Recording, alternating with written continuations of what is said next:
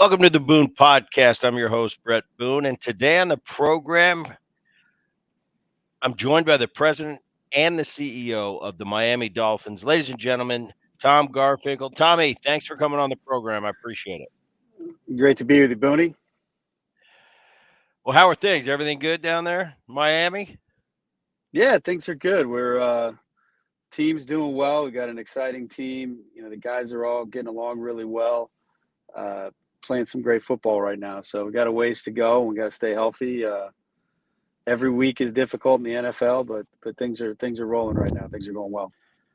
Speaking of that, you have a background. Obviously, you were the CEO of the Arizona Diamondbacks, San Diego Padres. What's the biggest difference between the National Football League and Major League Baseball? I think the biggest difference really is, in baseball you've got 162 games. It's a marathon, and if you have a 10-game losing streak, it's like losing one game in the NFL. So the manager can't throw the trash can and say, what are you guys doing out here?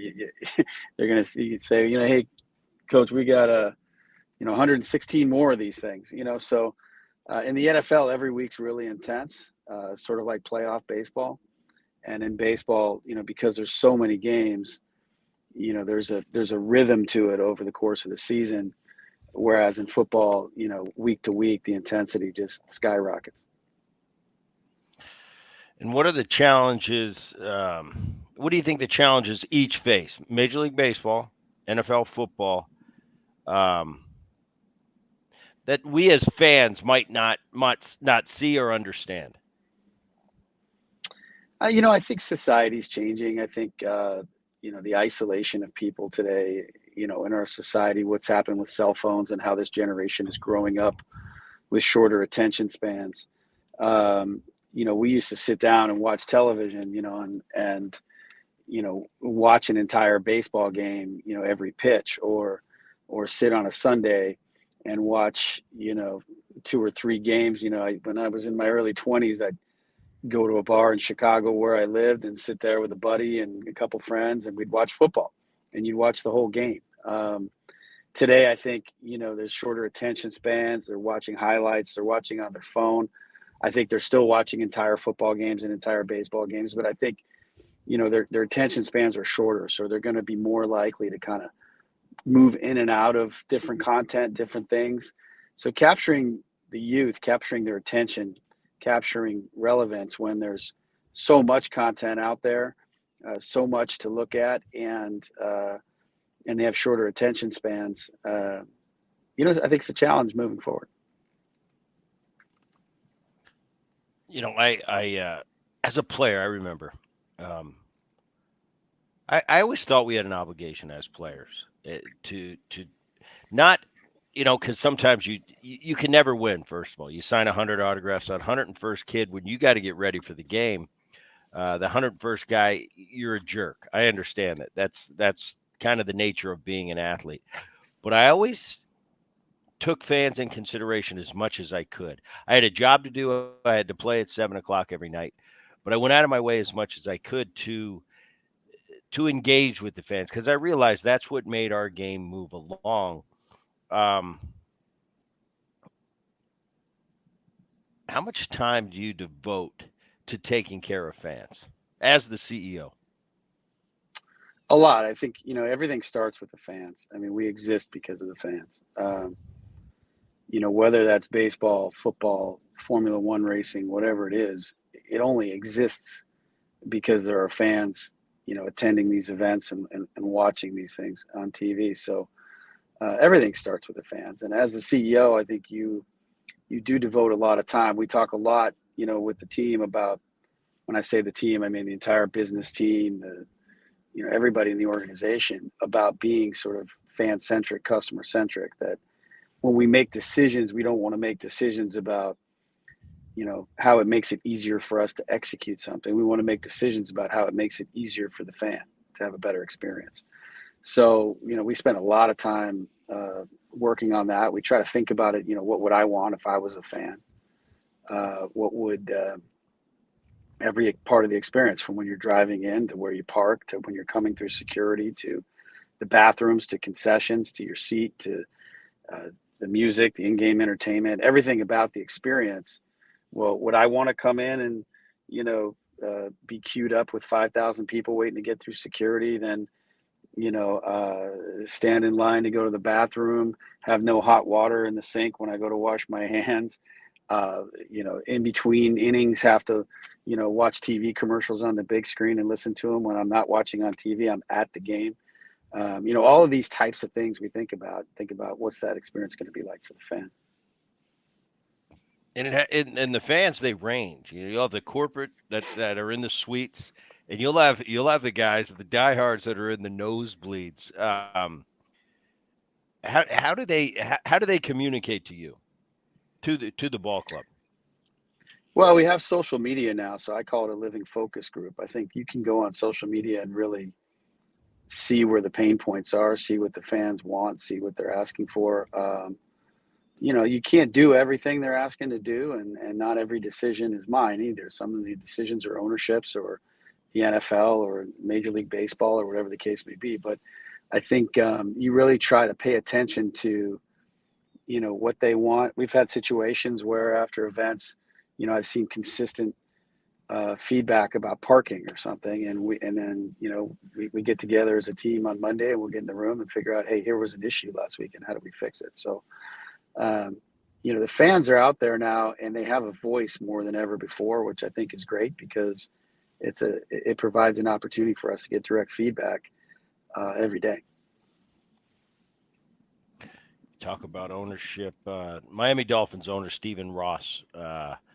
Seems like he's an owner that really cares about. It's a different world now. From you go to it seemed it went from mom and pops in the 50 years ago to now everything's corporately owned. I had several owners that I went through in my career. I had a Marge Schott, very eccentric in Cincinnati.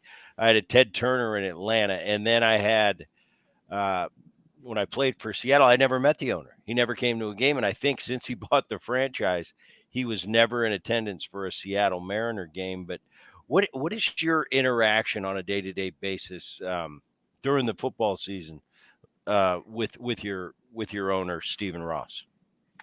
I talk to Steve probably almost every day. We may go 3 or 4 days without talking, and then we'll talk 3 or 4 times in a day. Steve is a wonderful guy. He cares very deeply about this team, about the fans, about Miami, about these players.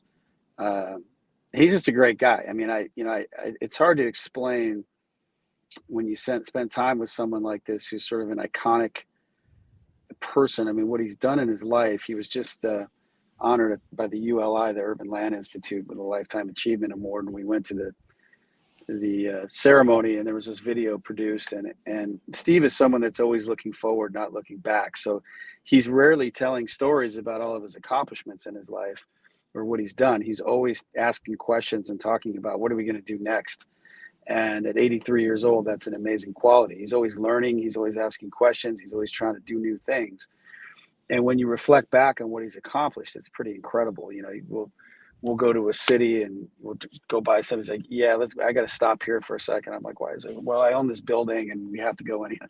Say, wait, you own this building? Like, yeah, I own that one and that one. So it's sort of like what he's built around this country, the affordable housing, the skyscrapers, the skylines that he's changed, the schools, the things that he's done around the country are pretty remarkable.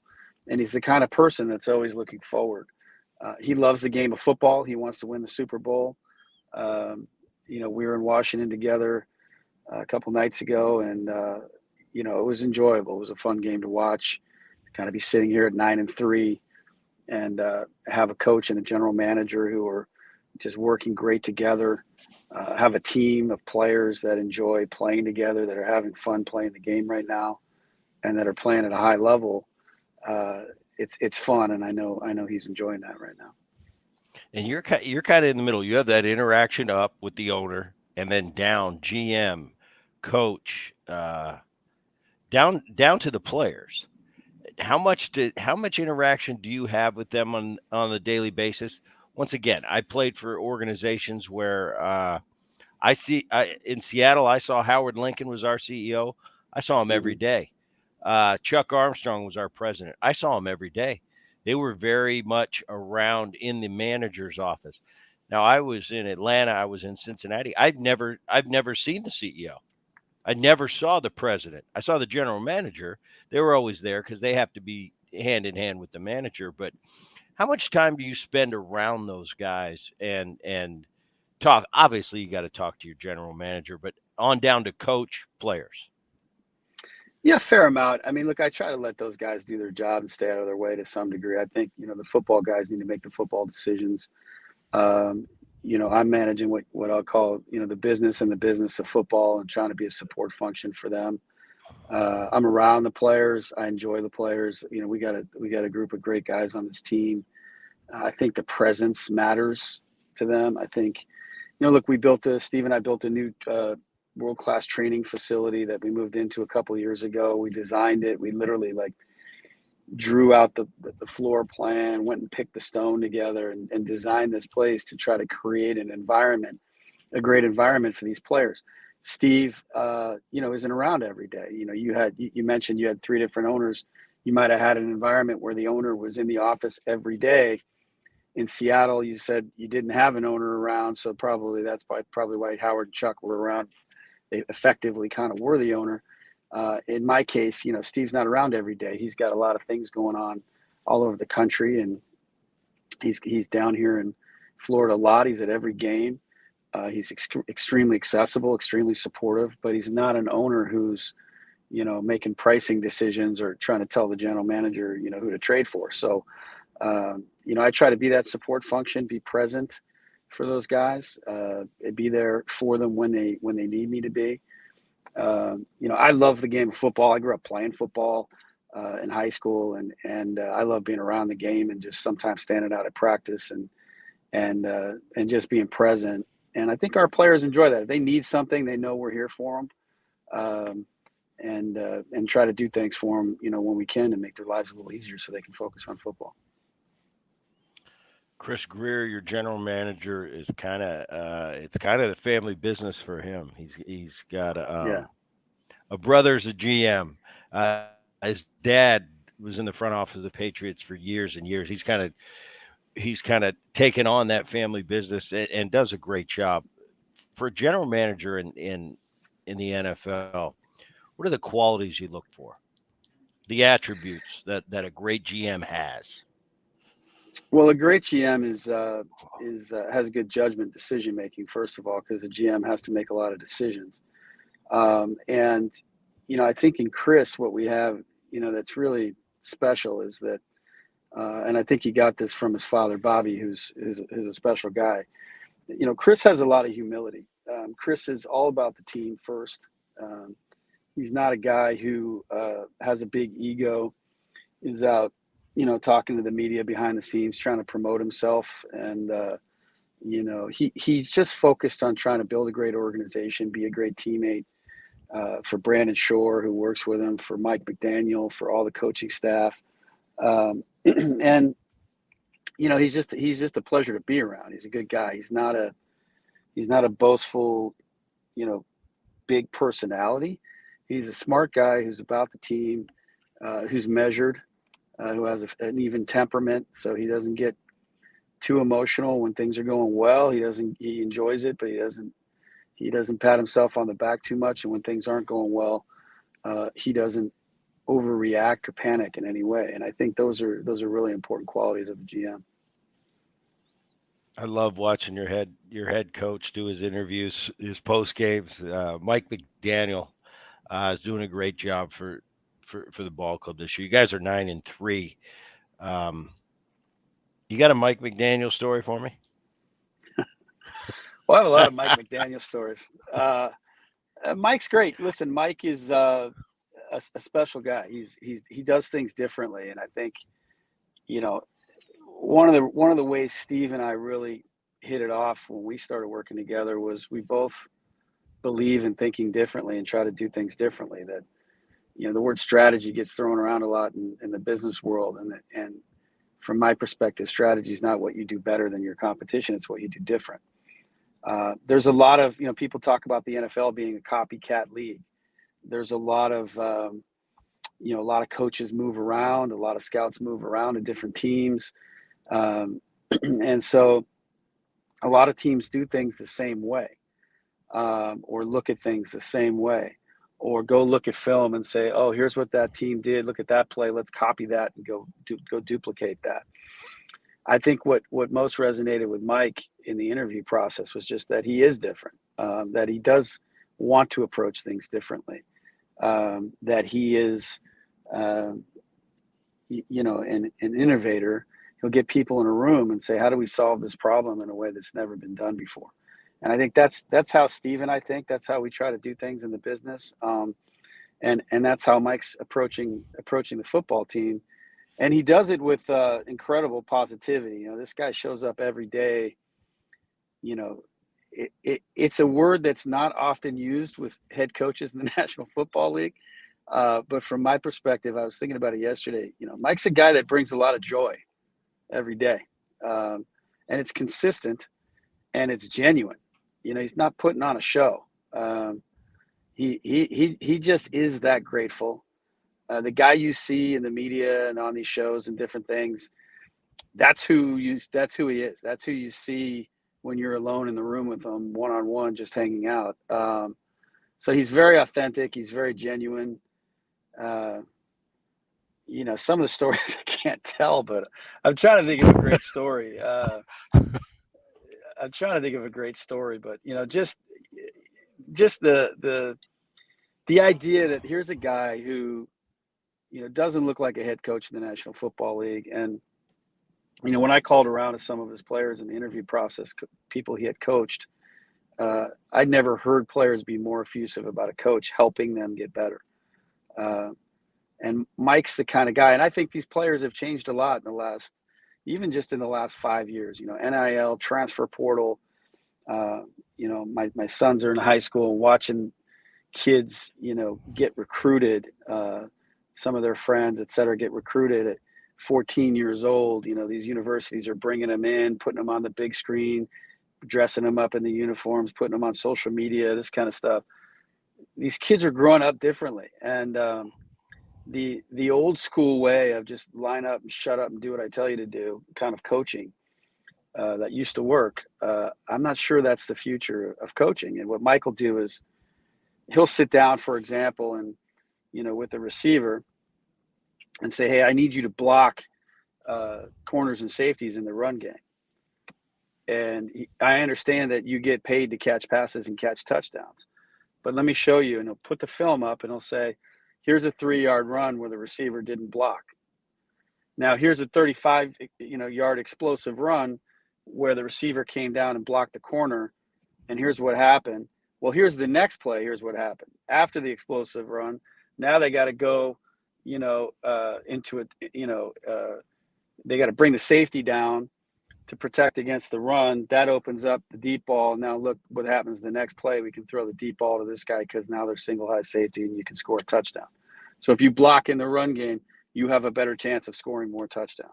So he explains the why. He sits down with them, and then the receiver will say, "Oh, okay, it helps me. I get it. And you care about me, and you want to see me catch more touchdowns, make more money for my career, and these things."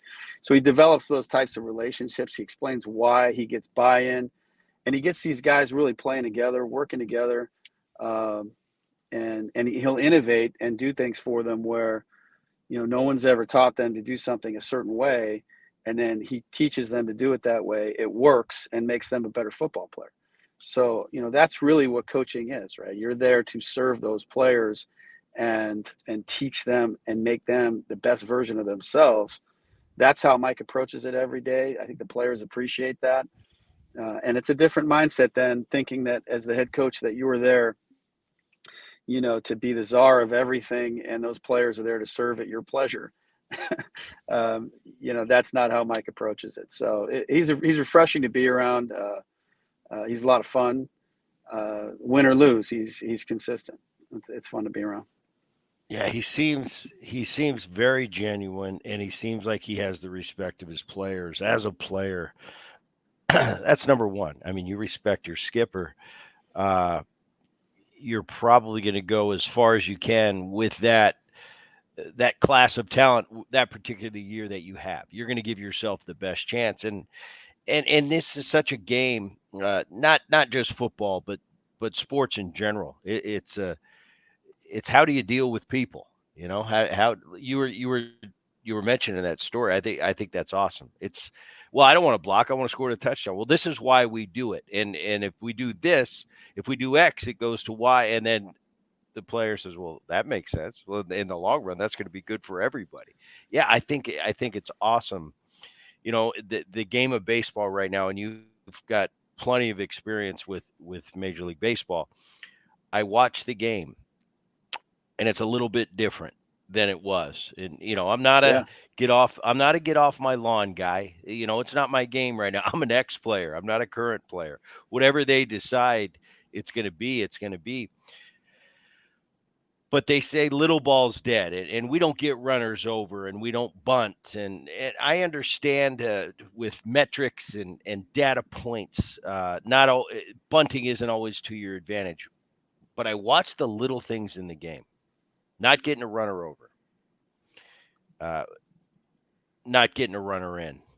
And I think it drives me crazy. I want to pull my hair out. With a runner on third and less than two, if you don't get it done, that drives me crazy. Sorry to switch Yeah. the topic to baseball. I just think it's relevant No, I'm to happy the to whole I'm happy to talk about baseball. Yeah, to the it's whole a similar. coaching thing. Yeah. Right.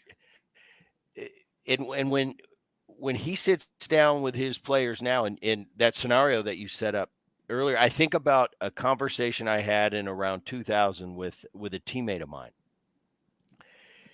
There was a runner on second base. There was no outs. We were winning 9-1. And I saw him get the runner over. And I mean, not give himself up, but he was willing to make an out to get that runner to third. I hit after him that day. I hit a sac fly. And I came back to the dugout and I asked him, it was Edgar Martinez. I said, Edgar, I said, it's 9-1. Why are you giving yourself up to get him over? He said, well, I wasn't giving myself up. I want to get a hit. He said, but that's how you play the game. And I've got 10 years in the big leagues, and I'm sitting here learning right now. And I go, what do you mean? He goes, if you play the game right, at the end of the year, you're going to be as good as you can be. And then you hope your teammate plays the game right, and then your other teammate plays the game right. I started taking on that way of playing, and it was amazing as a team how we came together and the camaraderie we had. And down to the 25th at that time, 25th man on the roster. Now there's 26. They were all pulling on the same end of the rope. And it was, we get them over, we get them in, and it's 1-0 before it seems like the national anthem's over. And we had a team chemistry like I've never seen before. Until then, I didn't even believe in team chemistry. I was Yeah. coming from a Braves organization where we won 104 games, went to the World Series. We lost, but we just won because we had better players than you did. And I didn't believe in team chemistry. I went to the Mariners, and that 0-1 Mariners team, we won 116 games. And it's a chemistry like I've never seen before, but it was started. But how do we play the game?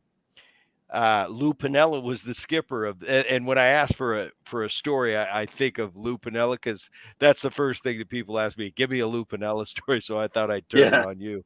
Um, but it's just that interaction, the people, the one-on-one, and the respect starting from the top that it seems that he really has. I don't know. I think it's fascinating, and I think it's cool. And you heard that story. It just when you told me that story, it just kind of resonated with me. So Yeah. It's I went it's off it's on a about. long-winded tangent. No, no, I enjoyed it. It is the same thing. Look, it's. I think people think about in life in general in our society a little too much in a binary way, meaning it's either this or that, right? It's either, are you an old school baseball guy or do you believe in this money ball stuff? And it's the truth is somewhere in between, right? Are you an old school manager or do you do things a new way? The truth is somewhere in between. The best way to do things, in my estimation, is, there's a lot of value in, sort of the old school way of doing things because it's been tried and true over many years that this is the way that works. With that said, to develop advantage, you have to do things differently than the way everybody else is doing it. So by definition, you've got to try some new things. Uh, And I've seen the extreme of both. I think in baseball to some degree, the analytics part of baseball in some ways almost got taken too far. And the value in, like, at the end of the day, you win with players. You win with players. I mean, I saw this thing on College Football 150 on ESPN where Mac Brown was being interviewed, and he said, "Well, when I didn't have very good players on my football team, we didn't win a lot of games, and I wasn't a very good football coach. And when we had some good players and we were a pretty average team, we won some games, we lost some games. I was a pretty average football coach. And boy, when we had some great players on our team, boy, we won a lot of games. I was a really good football coach." He says, "I coached them all the same."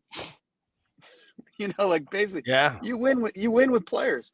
And look, your job as a manager, as a leader, as a head coach, whatever, is to maximize the opportunity you have with the players that you have, to get the most out of them, to build that chemistry, because I do believe chemistry matters. But how you do things, having an approach that's consistent matters. Having belief matters. In my experience, there's you think about knowing the guys at the Cubs well, Jed and all those guys, like, watching what they did in 15. In 15, they had 3 years before that, called 12, 13, 14, where they lost 100 games. And they were building something special by by doing what everybody else wasn't doing. If you remember at the time, you know, uh, there was this era where hitters were dominant. Well, throughout 100 years of baseball, pitchers have been dominant over hitters. And so they went after hitters in the draft. They drafted Chris Bryant. They traded Garza for Addison Russell. They went after. They traded Cashner for Rizzo, and they went and built a lineup of not only hitters but of team guys, of leaders, like guys like Rizzo. And in 15, they went and beat the Cardinals, and they went up and I have uh, a couple of the players who I'm friends with from when they were with the Padres shared with me this video. They're up on John Lester's roof deck, uh, with Eddie Vedder, and Eddie Vedder's up there singing "Someday We'll Go All the Way," about the Chicago Cubs. And these guys are arm in arm singing "Someday We'll Go All the Way," because they had just beaten the Cardinals in one of the first playoff series in a long time for the Cubs. And they went on to lose that year. And then the next year, but they were poised. They were right there. And then the next year they went on and, they trade for Chapman at the deadline, and they go on and win Game 7 and win the World Series in 2016. So, that chemistry matters. There is a little bit of luck in these things, but having the right players, the right leaders, the right guys I still marvel at David Ortiz and what he was able to do in the playoffs. There is such a thing as clutch. Some people in baseball believe everything regresses to the mean over time. There are people that step up in big moments and perform better in those moments. Booney, the thing about baseball for me is, you watch 162 games. There is no other sport where you watch more failure. Yeah. It's hard to watch. When you watch highlights and you watch 10 or 15 games, it's not that bad. But when you watch 162 games and you sit next to an owner and he's sitting there, you got a runner on third with 2 outs, and you're down a run and he can't bring that runner home. And the owner looks at you like, "I'm paying that guy $27 million a year." It's like, well, that's one game out of 162 and out of 600 plate Mhm. appearances. And, by the way, if you hit 250, you have a nice long, if you fail 75% of the time, you have a nice long career in the big leagues. If you fail, you know, uh, 70% of the time, you might be in the Hall of Fame. Right. So, just it's hard to watch sometimes. It's a lot of failure, and when guys step up in big moments and do big things, you appreciate how special that really is. It's not arbitrary and it's not luck. It's performance. And in baseball, I think hitting a baseball is the hardest thing there is to do in sports. And there's a lot of people that have done, like Deion Sanders, who tell you the same thing. Yeah, it's funny when people, because they talk about, oh, who's the greatest athlete in the world? They always usually want to go to a Michael Jordan or something like that. I say, guys, Baseball players by far are the best athletes. They could do everything. I said Mike Trout probably, if you trained him right, could probably go out for a pass in the NFL. I'm sure Mookie Betts could play some sport. Now, and I'm not saying play every day and make a lot of money at it, but could compete. I said, name me a person that can get in the box and get a hit off Garrett Cole right now. In any other sport, it doesn't exist. I said, hitting is the kind of the nemesis of every other sport. Of course, I'm biased, so I always It's go a skill. I with mean, baseball. it's also a Right. skill. It's an art. I had the pleasure of getting to know Roland Heeman really well, and I'm sure you know who Roland is. Roland Heeman's son was on my USC baseball team. That's how Well, I know. Anyway, go ahead. yeah, Roland's just a wonderful man, and Roland Heeman, for those of you out there that don't know, is this Mr. Magoo of a little old man who was the general manager of the White Sox for a period of time, the Orioles for a period of time, and Roland Heeman was did the first scouting report on one Henry Louis Aaron, and I had the opportunity to be with Hank Aaron and Roland, and Hank Aaron was still calling him Mr. Heeman, and Roland still called him Henry. He'd say, "Hey Henry, how you doing?" It's, "Hey Mr. Heeman, how are you?" I mean, Hank was probably in his late 70s at the time. They're still calling him Mr. Heeman, and I asked Roland one time. I said, "Who's the greatest athlete you ever saw? Not baseball player. Who's the greatest athlete you ever saw?" He didn't blink. Bo Jackson. Yeah. He said Bo Jackson. Um, that's the one that comes to mind for me. I think, just in his prime before his injury, the strength, the speed, the hand-eye coordination, the twitchiness, the ability to hit, throw, run. The speed was otherworldly. The physicality, the toughness. Um, that guy could do a lot of things. He could do just about anything, I think. Bo was he was a guy I played against him very end for him, very beginning of my career. And I can't explain it to people. There was something about it where you couldn't keep your eyes off him. At the time, he was pretty raw, pretty green hitter. But man, you're going to watch what he possibly could do each and every at bat. He was just still learning the process. I had an interaction with him. He played with my father, and at the end of my dad's career in those Kansas City teams, and I got to meet Bo and get to know him a little bit, and then I remember the first time I played against Bo, he got sent down for a rehab assignment in Double A. I was in Double A in the Southern League, and he's at first base. And this is back, we're talking old school, new school. This is back when you were expected to take the runner out at second or the fielder out at second base. And Bo looks at me and he goes, "Hey, Booney, I'm coming to get you." And I kind of looked at him like, "Bo, you can't get me. If I do this fundamentally correct, you can't." But then I looked at him and I thought, wow, if there was ever a time that I didn't want to be gotten by someone, it would be that man right there. Anyway, Yeah. the left-handed pitcher picks Bo off. He's picked off. He just stands there. He doesn't even go back to first base. He's got I come in to cover the bag at second base. He's probably 40 feet from me. He doesn't, and I'm thinking we're going to get in a rundown. He's going to be tagged out. We're going to move on. He doesn't get in a rundown. He takes off on a dead sprint to second base as fast as he can run. They throw me the ball. I'm holding the ball, and he's probably 20 feet from me. But he's running like he's running a race. I mean, he's tucked and flying. And I'm thinking, what's he doing? Is we're going to get in a rundown here? No, he's running. He's 10 feet away. He's at top speed, like he's going to run me over. So I'm at second base, 5 feet away, still at top speed. I've never seen anything like this before. He kind of gets 2 feet away from me. I pull the tag away because I think I'm bracing for impact. Like does he realize I'm not a catcher? Yeah. And he just makes this move, stops on a dime and puts his foot on the bag. And the umpire at the time, he calls him out because the ball beat him by 20 feet. but he was safe.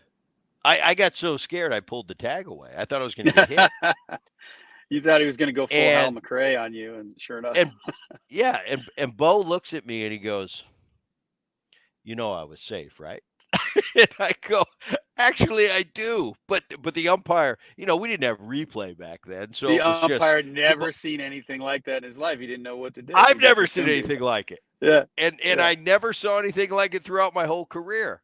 He was different. I can't explain it to people, but to be on a field with him and to interact with him and to watch him move, he was just different than anybody else. And I played with Dion for a few years in Cincinnati. yeah, yeah, To play in an NFL game and then go get a hit in a big league game, people don't understand how hard that is. But yeah. Dion was able to do that, and I respected that a lot.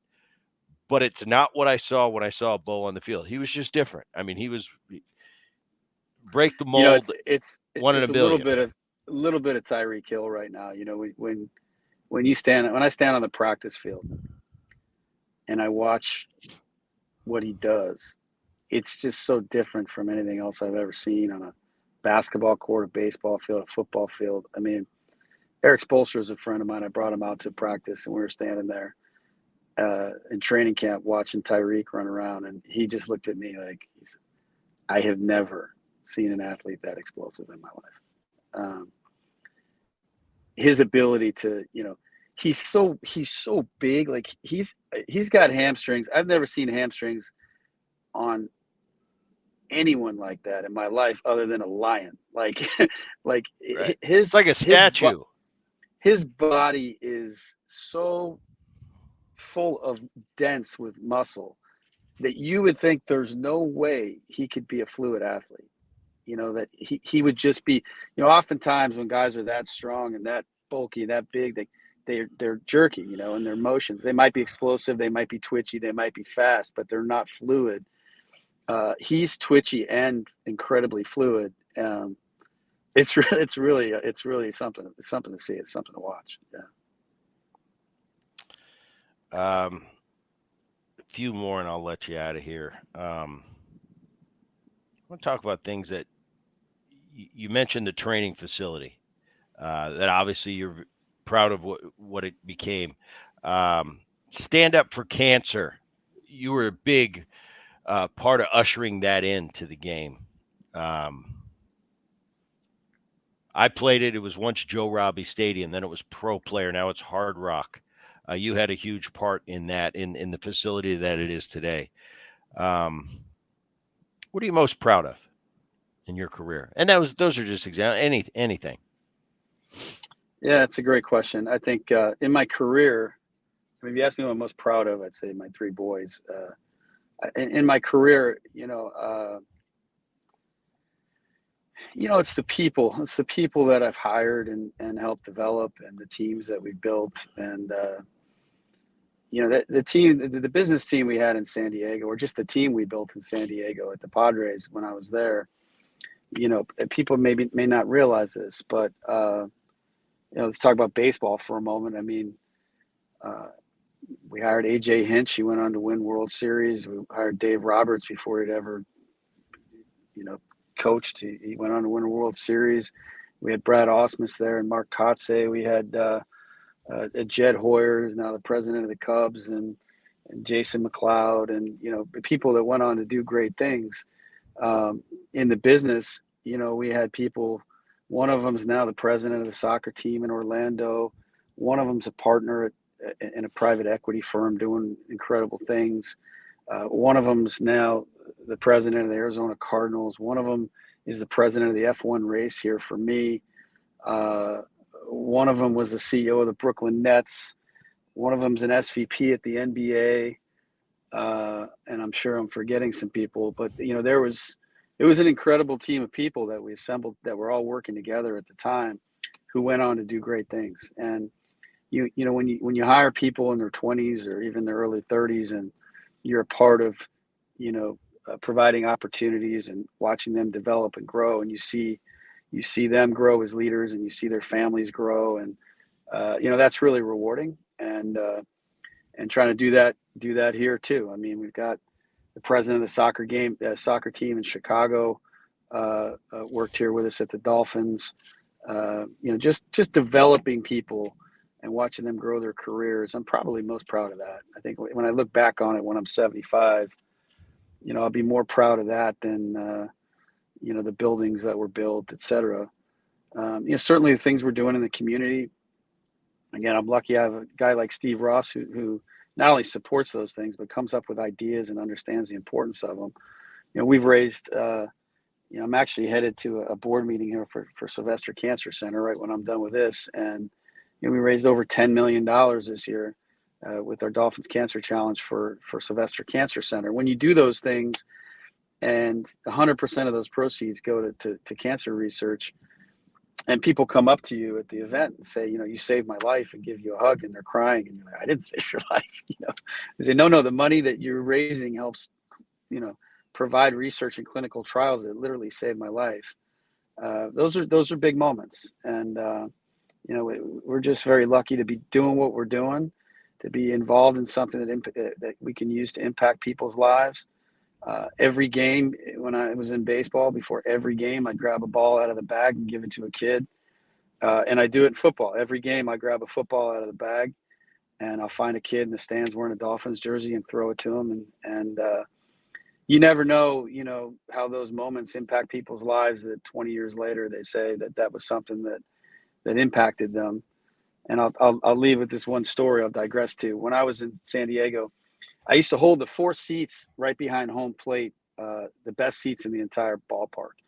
And in fact, those seats were closer to home plate than the pitcher in San Diego. And I would go up, an hour and a half before the game, I'd go up to the upper deck, and I'd find a family of 4, and I'd introduce myself and say, you just got upgraded. And I'd walk them down the elevator, walk them through the tunnel, past the clubhouse, into the Sony Club there at the time, and then, upgrade them to those 4 seats. Well, I did this probably, 60 times a year or something, because the other 21, maybe some VIP was there that needed to sit there or something. One day I'm on the radio, and this woman calls in, and she says, hey, you won't remember me, but, you came up, and I was at a game with my mom and my daughter, and you came up and gave us some seats. And you walked us down behind home plate and put us in the best seats in the ballpark. And what you didn't know then, and I'll share with you now, is that my mom was a lifelong Padres fan, and she was dying of cancer. And her last wish was she wanted to go to one more game. And that happened to be the game. And you walked us down there and put us in those seats. And I was with my daughters and my mom, and we were able to give her that experience for her last game. And she said, she died 3 days later. And we'll always have that memory. And you gave my mom this great. And I'm on the radio. I'm on the phone crying, And so you never know, how you're going to impact people's lives. But it's a privilege to have the platform and the resources and the ability to do it. And I try not to take that for granted. And those are the things I'll be most proud of someday when I'm looking back, reflecting on it, is, how did you use it to impact people? Auto racing background. Chip Ganassi, you worked for. You're the managing partner currently for Miami Formula One Grand Prix. Grand Prix just came to Vegas. How tough is it getting Grand Prix to the United States? How big of a lift is that? Well, it took a lot of persistence, a lot of patience. It took 4.5 years from sort of when we first started talking about it until we actually got the deal done and got the race here. I think, it was an idea, a vision that, initially came from being there and driving outside the stadium. And there's a 199th Street outside the stadium. It's like an 8-lane road. And I remember thinking to myself, this is a racetrack. And, over time, we were able to pull it off. Formula One's been a great partner in Liberty Media. And again, trying to do something different. I don't know that anybody had ever quite done an event like that before around a stadium. Doing a street race in the United States, hats off to the folks in Vegas. It's really hard to do. Initially, F1 wanted us to do a street race here in Miami. but you're constrained by the streets in terms of the quality of the racetrack. You're constrained by the ingress egress. It's hard to control things. It takes 3 or 4 months to build everything to get ready for the event, the grandstands, etc. It's a month at least to tear it all down.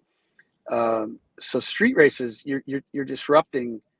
You know, in the case here in Miami, we would have been disrupting the port, the Miami Heat Arena, businesses along that part of town, residences along that part of town. Whereas, where the stadium is built to hold big events. It's easy to get in and out because it's right off the freeway intentionally. We have 240 acres there that we control. So the only people we were disrupting was ourselves. And we were able to build a purpose-built racetrack that has great racing and innovates sort of different experiences and different things we could do there. And that was really the goal. It was tough to pull off, but especially once we got the deal signed, we had 11 months to build it before we had a race. And it's not like you just, put some cones up around the parking lot and go racing.